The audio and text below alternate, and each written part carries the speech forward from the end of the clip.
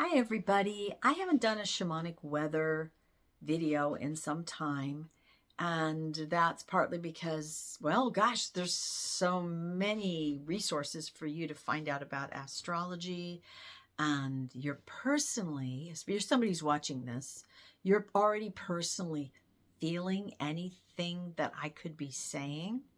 So I was focusing more on things that I think could be helpful for you energetically to make it through these really tough, turbulent times. In general, I will just say that the astrology is pushing us through change, even if we don't really want to go there. And so right now we're in the shadow of Mercury retrograde, which means it's time to really start backing things up, taking care of all those communication and travel details that could go haywire once Mercury goes retrograde, which is in a few weeks. And Venus is already in retrograde. And since she's in retrograde in a fire sign, Aries, that's making her kind of cranky. So if you are short on patience or people around you are short on patience, that could be a contributor for it. And those are just two of the personal planets that are affecting us right now in a more agitating way. I can't say that I could tell you there's all sorts of peaceful aspects happening in the stars and planets and constellations and aspects. I just couldn't say that there's a whole lot that's saying, oh, it's such a lovely time. You just don't need me to tell you those things, right? You're already experiencing and feeling them. So what I am going to say is something that I was just reinforcing to a student, one of my private students by distance.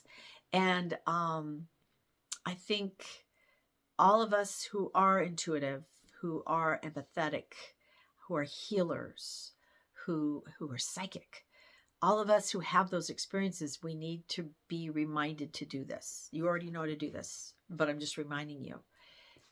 Become aware of, comfortable with, and a very good caretaker of your personal energetic boundaries. Yes, the edges around you that you don't want anyone or anything to penetrate. You may invite, oh, come closer, let's share heart space. But they aren't allowed to intrude. Okay? For example, I was just telling somebody who's having issues with their own spiritual messengers, guides, allies, teachers, whatever you want to talk about, however you want to describe them, trying to come to them when they are in the dream time. So their sleep isn't so good because they keep getting invited into these other worlds or getting these messages, and it's very disruptive to their sleep patterns. So I'm like, we need to set a boundary there because you're the person with the body. Remember, the being with the body has the top dog position. So no matter what guides or spirits or ancestors or any sort of non-corporeal being is trying to have you do or say or experience, you're in charge. You get to say, no, I'm not having that right now. No, thank you. I will work with it when it feels good and right, if it feels good and right. Otherwise, no, thank you. And set that strong intention and that boundary. The guide showed me for this particular person that they should take a specific stone that it's grounding and resonant for them, maybe from their property where they live, and just put it by their bedside at night and say to their guides, whenever that's there, you can't reach out to me. You can't interfere. This is my human time, needs to sleep time. Don't bug me. And then when you want in the morning to get up and you want to feel connected to them or receive messages or whatever, you move the rock and say, I'm available. And you put the rock outside or wherever you want to. It doesn't matter. See what I mean? You create a boundary, a sign. Practice seeing what the edge of your auric field looks like. Okay, Mara, I've never seen the edge of my aura. That's okay. Imagine you're inside a soap bubble. And the edge of your aura is where the end of the soap bubble is. That little place where little rainbows are swimming around on the outside of the bubble. That could be the edge of your aura. Imagine that. And that you're making it nice and strong. So even though it's a soap bubble in appearance, it's iron. It's tough. It's that transparent aluminum that Scotty teaches those folks to make in Star Trek. It's like impenetrable. Like, here is I can see through it. I can even tell the sun's out through it, but nobody can penetrate it unless I've invited the information or the energy or whatever to come through.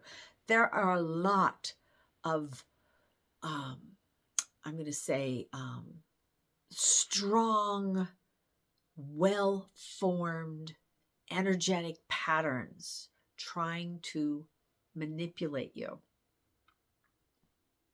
right?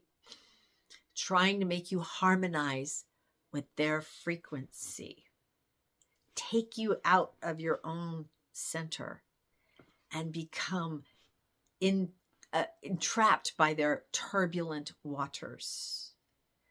It's so key for you to recognize, oh, that's going on and it's not me. It's outside of me. And to recover your sense of boundaries and center so you can get strong again. So you can do whatever else it is you want to do. That's advocacy for yourself or people that you care about or just day-to-day life. But get clear on your boundaries.